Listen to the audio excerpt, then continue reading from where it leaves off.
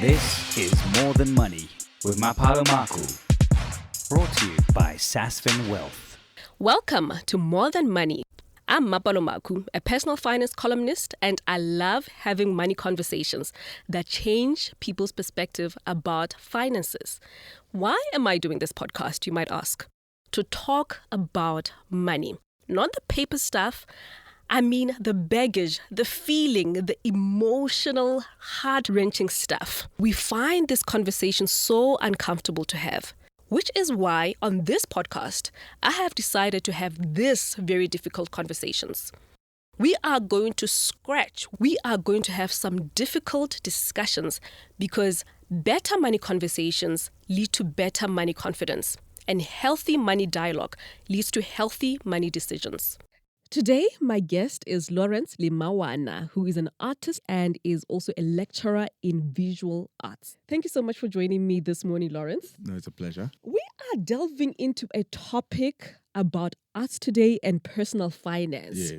Did you ever think those two would go together? I think they can and they always have. So, for example, in my undergraduate studies, my mom worked in the jewellery industry. So she worked at Jewel City for one of the factories there. And that company partnered up with a jewelry shop in Rosebank. And one of my first jobs was as a casual in this jewelry shop. And so I kind of merged the three worlds. So the world of art and the world of money, but also the world of selling. So for me, I conceptually link up those multiple worlds together, because like when you sell jewelry, it's not like bread and butter issue. It's a nicety. Yes. And so then you got to kind of work with marketing and making that thing worth more than what it is. So for example, I mean, when a client walks in, I always call the jewelry shop almost like an art installation, because there's a kind of an ambience that is there that is manufactured. So the music has to be a kind of particular volume.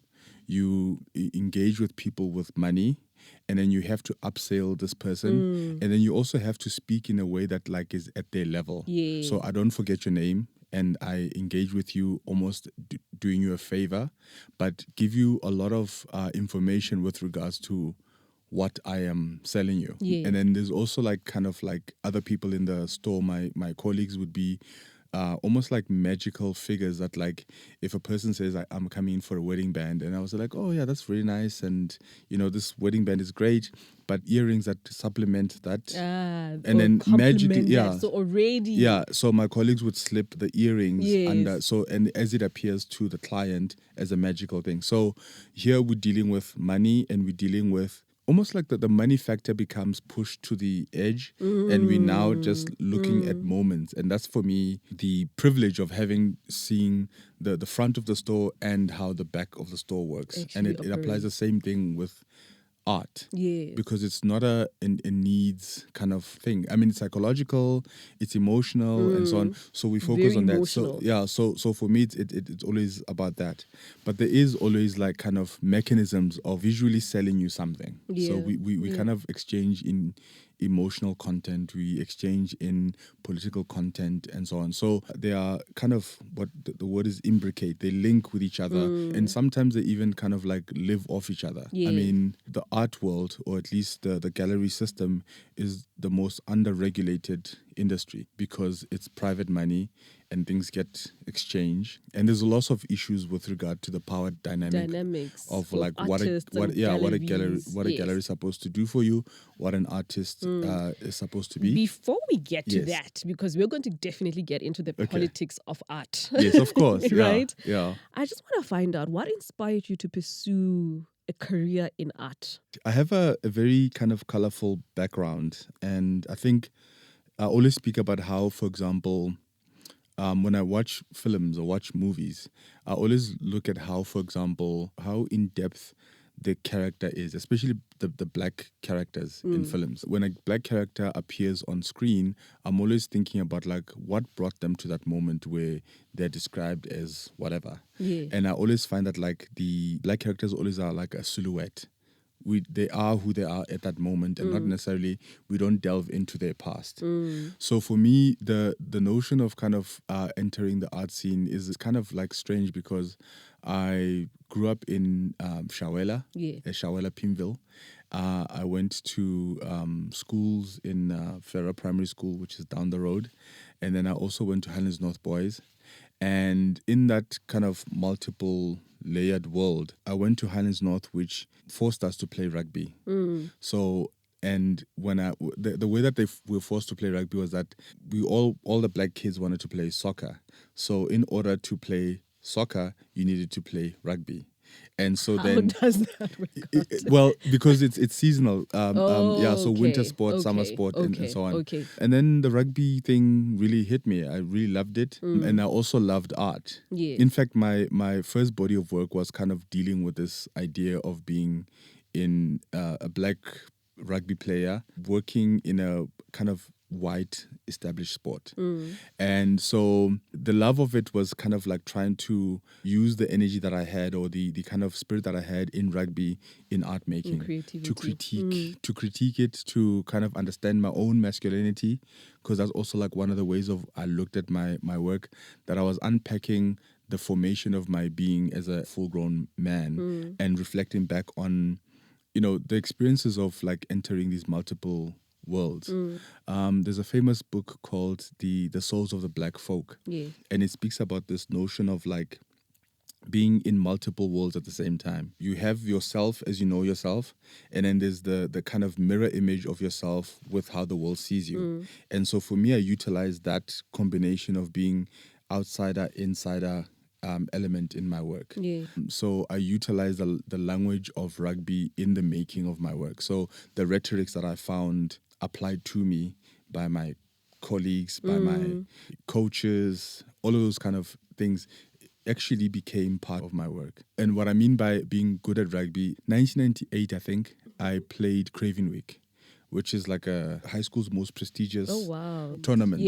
And so that was almost like a developmental kind of phase. You kind of do these things and you go to, these fancy schools, St. Stithians, and you kind of train with like people who are wealthy and so on. And you are a Sowetan who lives in Soweto. And it's a completely different environment. Absolutely. And then you go to school, it's a completely Absolutely. different environment. The way and that you keep on having to switch between the two. Exactly, the code switching element as well. So I use that kind of experience as part of my work to kind of platform these things. But what drove you to art? I've always been expressive. I've always been like a highly emotional person, meaning that like I had like a little bit more self-awareness growing up. The art kind of allowed me to express things that I could not say or articulate verbally, or things that I could not articulate to people who educated me. So family members, parents, there were experiences that I knew they could not relate to, right? So this double vision of like being, well-spoken, etc. At the same time, you don't want to be seen as like that kind of upstart, blazer wearing. Being elevated in high school gives you certain privileges. So like, for example, in grade 11, I was wearing a white blazer. I had full colors in rugby. And that kind of made me stand outside, but also it made me very self-aware. Like I knew that like I was being looked at. And so I was looked at in this way that like almost false, because people don't know who you really are. They don't know the background of why you came to be who you are, right? So for me, those were the things that I was very kind of aware of, and art allowed me to express those things. Sounds like you're always contemplating the world. Yeah, the term is that I'm an existentialist. Like I'm aware of my being, I'm reflecting on it. So you have this insider outsider perspective to the world. You're always critiquing things, and you're always like trying to make sense of the world through the mechanisms of power, I suppose. How, for example, I always tell the story of how I realized that the township of Soweto is kind of like almost like a prison, because I was the oldest of like 4 kids. And so one day we used to have to leave Soweto by 6 o'clock. So I used to use a clock, and then my body got used to waking up at that time. So there's one winter morning, I woke up, washed, got my brothers and sisters to wash. And then we left for the taxi rank. That's when I used to live in Shawela. And because it was winter, it was dark. So we got there. But then when we got into the taxi, the people that were in the taxi were not familiar. So it was like security guards and those type of people. And then somebody's like, well, do you know what time it is? And then like look at the clock, and it was like 1 o'clock in the morning. What? So for me, reflecting on that, kind of, because I did a project called Mgogotelo, which was about the taxi industry. And I was looking at the way in which mapping kind of the infrastructure of apartheid defines who we are. And so that experience led me to consider like, oh, the reason why, what would put this situation into place? And it was that acknowledgement of saying like, Soweto has only about like 5 exits. It's also that we were not meant to have as many people kind of living there. The streets are designed in a way that like people were not considered to have cars. So all of these things kind of like made sense when I reflect on that like moment that was almost like a violation. You know. Tell me, where were your parents when you were getting out of That's their the house thing. at 1 a.m. in the morning? Because we were independent kids. We like our parents were stressed enough. They had things that they were thinking about, and so overworked. Overworked. Yeah. So it wasn't a matter of neglect as such, but it was a matter of like you have to take care of responsible. You have to be responsible for yourself. Exactly. So take me back to obviously now your upbringing. And obviously your parents were working very hard to make sure my dad was a taxi driver who owned his own taxi. My mom worked for the jewellery factory in Joburg. And what was the money conversations, if at all there were conversations around money in your home? I don't think I've ever had a money conversation with my parents. It's almost like you have to make it up as you go along.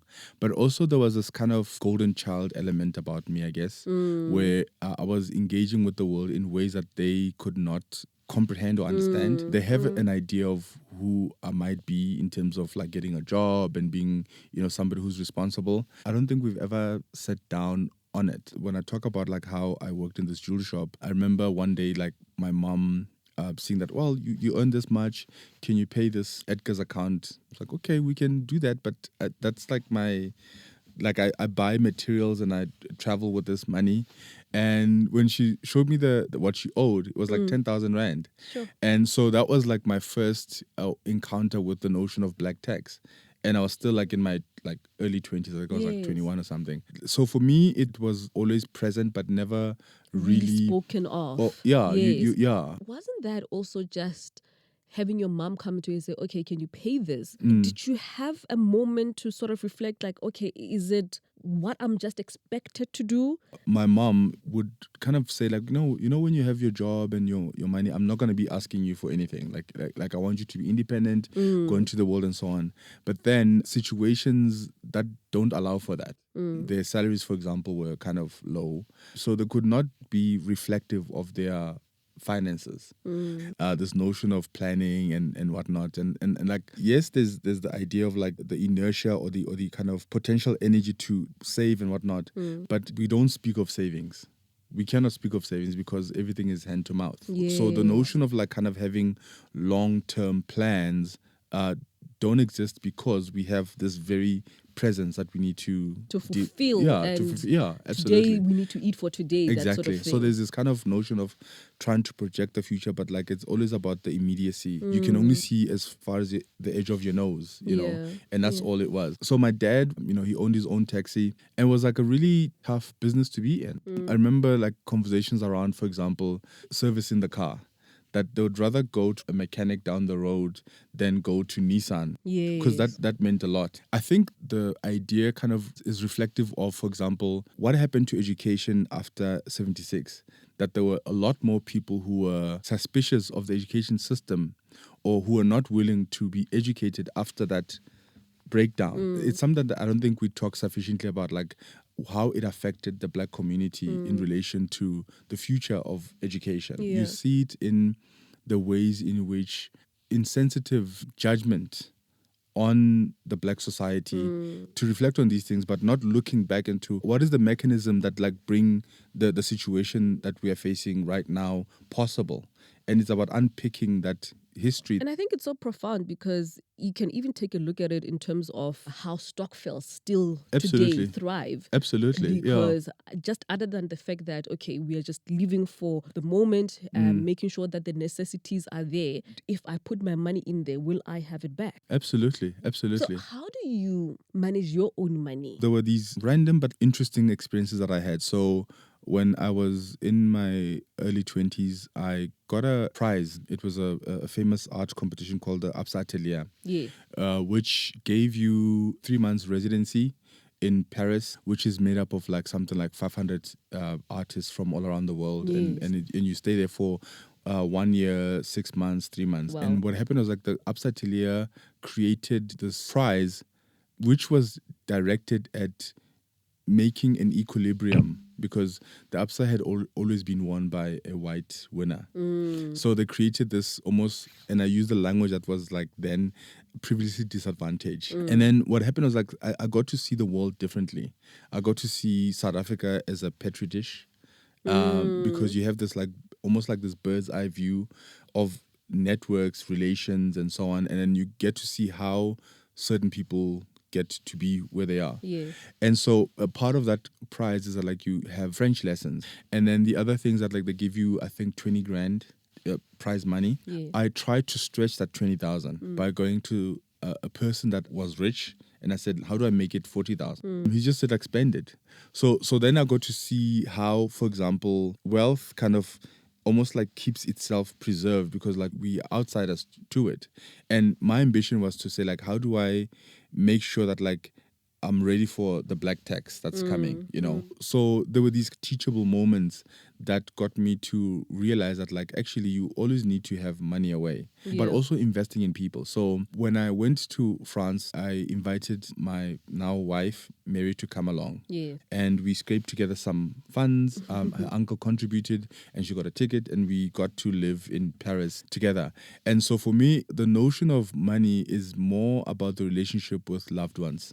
So Mary and I have been together 20 years now. We've always been people who care for people around us. So we become these caretakers of people. We contribute to people's education. Now we do a lot of mentoring of young artists and like trying to navigate the art world and taking lessons from where we experience things. How did you navigate your first few years of being an artist but not having money? You have to consider the notion of sacrificing certain leisures. Part of the idea of working in this jewelry shop, and my wife then worked in a gallery as a gallery assistant and scraped together, and we lived in a space called August House. And we were, I think, probably the first generation of artists to live there. So I always tell people the city structure changed. So there was a march that happened in 1998 when the ANC and IFP were still having battles. The Shell House shooting. That moment transformed the city because like that's where most white business left and vacated the space. And so there was lots of opportunity for people to create spaces like August House. It was like, I think at the time I was living in a 200 meter squared apartment and I was paying 4,000 Rand per month for it. And so what happened was with my wife working at this gallery and me working for this jewelry shop. And then the other thing that I was doing is that like I became a coach for artists to kind of survive Joburg. So Pro Helvetia had a residency space in the building. And so when artists came, I would kind of help them navigate the city, where to get materials, etc. So that gave me a lot of teachable moments about having money that you can save. I was also working for the SABC Art Collection as a staller. So you do these multiple jobs to kind of make ends meet. And of course, then you also need some kind of backing. So patrons who will take care of certain kind of expenses. So for example, my rent was supplemented by my caretakers, people who kind of contributed like rent every once in a while. So for me, it's not a magic trick. It's more about like trying to get whatever you can with what is possible within the space. With your then girlfriend, now wife, Yes. did you have conversations about money? We did a lot. I remember when we got married a few years ago, we had those kind of conversations. And what happened was we had to declare, for example, what we had to sign the prenup. And then realizing that like I have no assets. I know that brutal moment. It's like I come as I am, you come as you are. And then I had like a couple of galleries that I worked with. Art doesn't move as fast as people kind of think. Yeah. So you have to rely on, for example, things like competitions, residency opportunities, and so on. As I was saying, like we did these multiple jobs, we saved up. And then, so for example, how I paid Lola was that like at the time, I think my work was retailing at about 8,000 Rand. And then I had a gallerist who had French connections, and he then managed to be able to sell my work at 8,000 euros per piece. Sure. Randomly, I had like 160,000 Rand in my bank account. So that kind of became a platform for me to, for example, to pay Lobola. And so that was one of the first things that I did. So most of my female friends talk about my wife as somebody who should be like a wife guru. She was also like teaching me on how to process, for example, Lobola. Yeah. So speaking to the parents, speaking to my uncles, making sure I've got a team of negotiators who are strong. And she also taught me in Siswati the kind of ways in which women and men operate is different to, for example, in Xhosa culture and so on.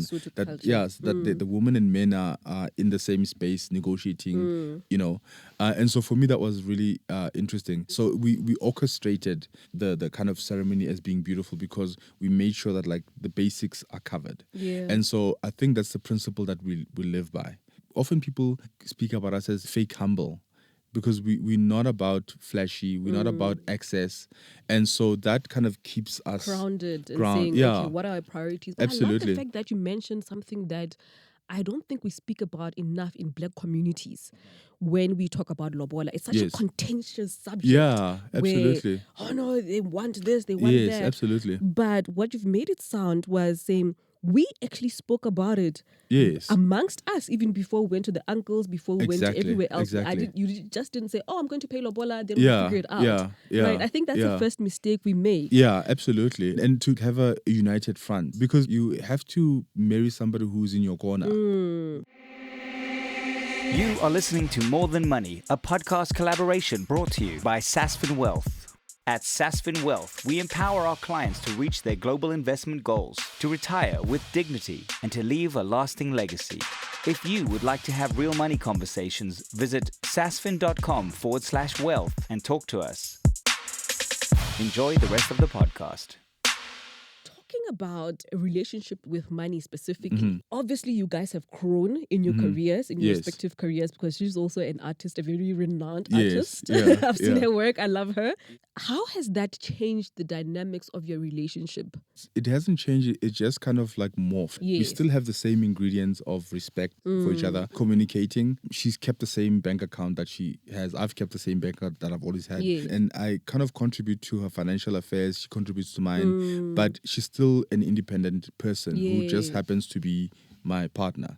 So we do projects together and we communicate with each other. But also there's also like a power dynamic, which apparently it's not very common to have somebody who is more famous, more known than you, and especially as a Black man. So I get like lots of compliments about that, and I'm like, it's very strange. Aren't people supposed to be in the same corner? So when I make money, she makes money. And the other thing that like I think kind of made us secure. So in 2009, I got a job at UNISA. So I became a breadwinner because I was the stable one who, when we needed to buy a house, the bills will still keep on going. Because her money is kind of inconsistent. So we had to kind of manage around that. You are the oldest of 4 children. How do you manage what we call black tax? There is that notion of you are more established, you're more stable, you're more this and that and that. It's a difficult one because there's a moment where you kind of feel taken advantage of. But I think what for me works is to, have your boundaries, like being able to say no. I mean, that's something that I learned recently. To be able to say, you know, Mom, I have these expenses and they don't allow me to help you. And I was like, okay, cool. The most important thing is to be as detailed and communicative as possible. Getting that person to understand that like, okay, right now is not a good time. It's not about wanting to be the dominant figure, but being somebody who participates in the well-being of other people. And again, it's something that's negotiated between me and my wife to kind of also show that relationships are not just about these power dynamics. It's about like being in a common space with somebody and acknowledging that like their power, their weaknesses and so on, but also being generous. So how we manage this notion of black tax is about being generous where it's possible and saying no when it's not. Being generous where it's possible and saying no. Absolutely. Now, I mean, both of you are artists. Both of you come from similar backgrounds.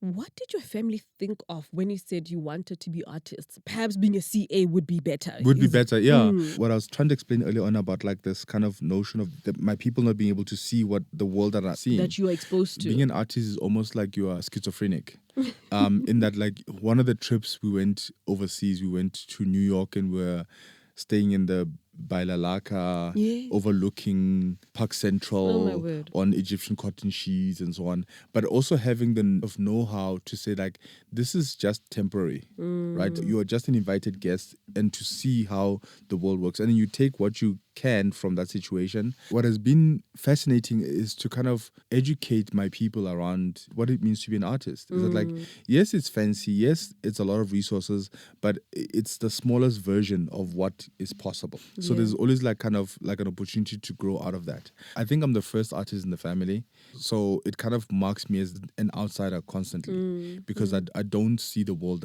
the way that they see the world. I kind of raise myself in a way with the resources that were available to me and so on. So I was talking earlier on about like the imposter syndrome that we have to deal with, that here I am working in this university, earning this much and having these resources and so on. Not many people have got that clarity to be able to acknowledge that this is the platform that I'm in. You have to come to terms with where you are. It's sort of like embracing yourself as you go up and up in your career. We haven't assimilated ourselves in the middle classness that like we're in. For example, dawned on me at some point, being middle class is kind of like having access to credit, which means access to debt. That's another thing. We talk about this with my colleagues, like, you know what, that's all that it means. But you can use that to springboard to the next level, making your life easier because you have all these resources that you will pay for, but at least you are there. Yes, and not overextending yourself, because I've seen too many times when you move into that type of space, oftentimes people say, oh my goodness, I have so much access to credit, forgetting that you actually have to pay this thing back. Then it can take a wrong turn where you are just being a consumer, and not thinking, how do I use these resources to build? And research as well. Like, I mean, for example, in 2019, we had a Jeep Patriot that we bought. My son was, I think, about 4 years old. We then decided to sell the Jeep and get another car. And we did a lot of research in terms of what is it that we wanted. We wanted a car that's going to be functional as a family vehicle, but also be practical to service our art. We looked around and we thought, okay, you could get a Toyota Hilux. So I went and looked at, for example, on the internet, the best buggies to get. And the Amarok came in at 10. The kind of results of that was that the Hilux, yes, is popular and the most selling. The Ranger was second. But those cars become very omnipresent and they become easier to steal. Because you also have to look at place where you live. Exactly. And then also, like, the Amarok came in like a little bit more expensive, but made it safer to purchase. You always look at the thing, look at the backstory of the thing, and that gives you a much more choice or more correct choice as to what you need you have to do. Be practical. Especially absolutely. When it comes to money. So you mentioned that you have a son. Yes. What do you hope to teach your child about money? Safety first. Yeah. Always make informed decisions. Do research on what is it that you want. Like, I came across the term quiet luxury. Yeah. And it fascinated me because the ingredients of being successful, but without the ostentatious elements of what it means to be successful. Make your surroundings as comfortable as possible. I lectured my mother on, she wanted to do these like fancy things and extend the house and whatnot. And my lecture was like, you know, what we forget about well-being is that like you need to be comfortable in yourself emotionally and so on. So I was like, if I do renovate your house, I'm going to start inside. I'm going to make sure that like when you take a bath, you really feel that like, oh, when I you love go to this. Sleep, when your you go to bed sleep, is... Exactly. So it becomes less about what people are seeing and more about how you feel. And then that good feeling actually spreads outward. It becomes a reflection of who you are socially. We need to open up these kind of conversations, and it's that quality of life is not about being rich. It's about being rich emotionally inside. And that kind of extends to your activities, the career that you choose. So one of the things that fascinate me about me is that, like, I don't know why I'm still known in the art world.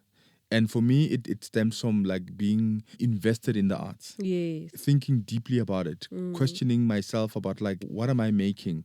Who is my client? Who am I making this artwork for? Who is it supposed to communicate with? Who is meant to consume this thing?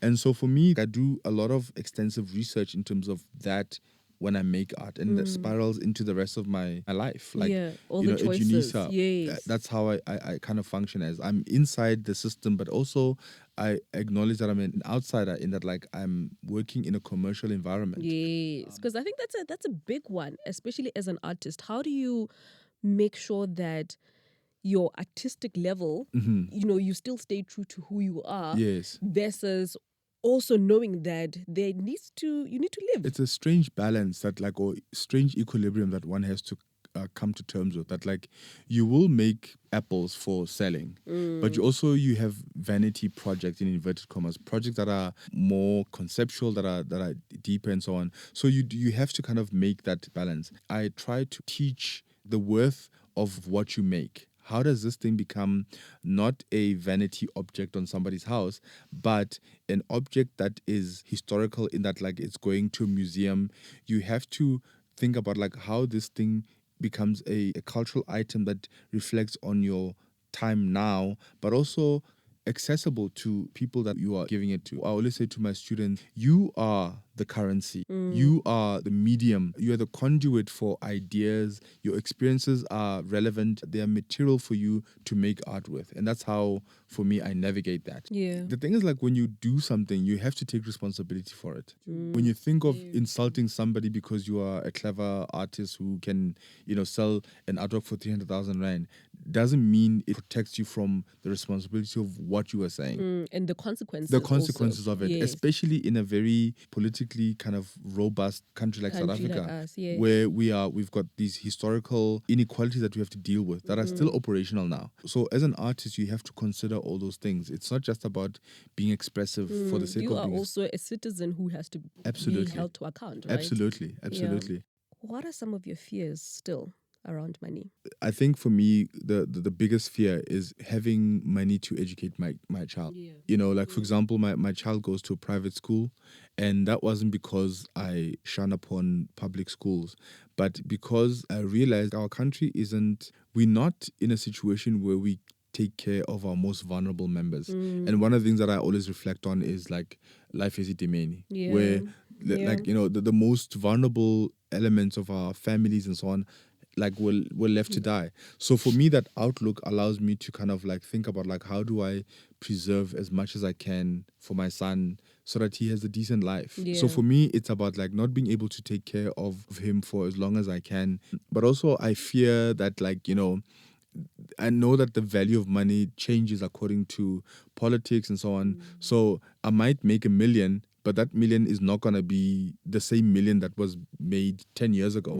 So there's a lot of insecurity around the future. And I read a book about what they call the new monarchy. The idea that like kids from the township will not have the access to an upward social mobility thinking because all kids' friends are in the same strata of wealth. And the same schools. In the same schools. So it means that like we recreate what we call the all boys club, where the people who are already wealthy are marrying within that wealth, and they go the up. circle. And then the people at the bottom will maintain that status quo. So for me, it's like I think about like, how do I pull as many people with me to kind of be on the same platform, experience the things that I experience, so that they can also take lessons and reject things that they might reject. How do I continue to be caring and able to care for as many people that I can within my family? Within your means, in your family.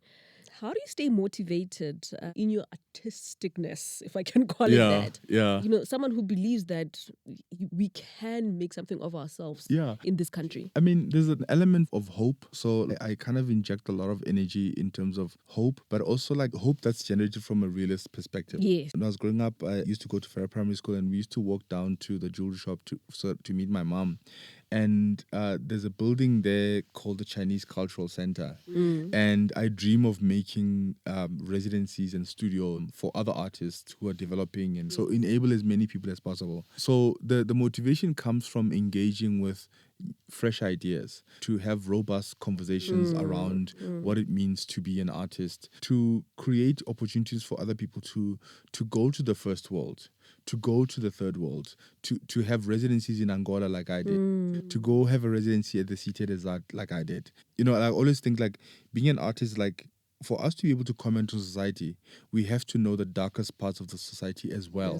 So we have to kind of almost simulate it. And for me, it grants us the carte blanche to be able to say as much as possible because we are sensitive.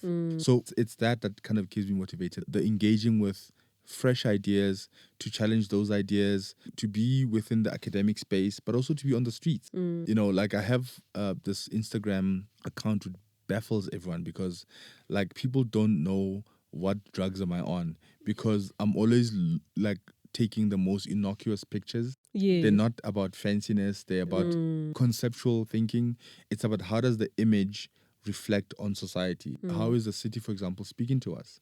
I mean, I always reflect on, you know, the degradation that is around the city. But it's not about this negative, I'm going to post this to shame.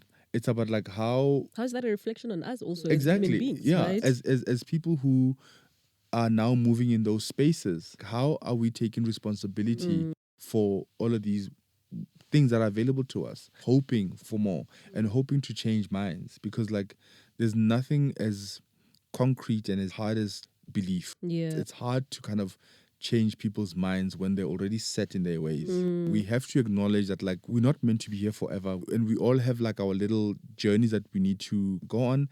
There's lessons that we also need to learn. People could say like I suffer from hubris, from being too confident about who I am, confident about the lifestyle I live, and acknowledge that. There are people who are broken, that maybe the journey that they're on is not the right journey. They need to change.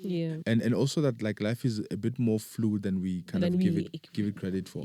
What are you most proud of as an artist? Because I'm aware of my ego, I try to kind of tame it as much as possible. Like I need to navigate the world as a black man who is sensitive to people around me. But one of the biggest thing that happened to me was that I was part of an exhibition that was at the Louis Vuitton Foundation. And the exhibition was called Being There. And it was a retrospective look at South African art from different generations. So they had like people born in the 60s, 70s, etc., etc. And what happened was like they give us like first class tickets. So we had this like amazing experience where we were put in these fancy hotels. People were flying in from wherever they are on business class tickets. And I was like, you know what? It's all very nice to have this, but like you can give me a cheaper ticket, but allow my wife and my child to come along. They give us this like economy plus ticket. So you can still feel and smell the first class in front of you, but you are breathing economic. You're somewhere in the middle. Somewhere in the middle. And so that experience for me was so beautiful because it was about having my family kind of experience the thing with me and see the kind of trajectory of my career. And so for me, that was like really a beautiful moment for me. That lasted for like 2 weeks. But for me, that was like a really, really beautiful experience. Yeah, it catapulted my career into a height that I never thought it would be. And you're there with your family. Yeah, absolutely. Yeah. Wow. Lawrence, thank you so much. I hope I answered all your financial You questions did. You properly. did. Yeah. This was a Sasfin Wealth podcast. Visit sasfin.com/wealth for more information.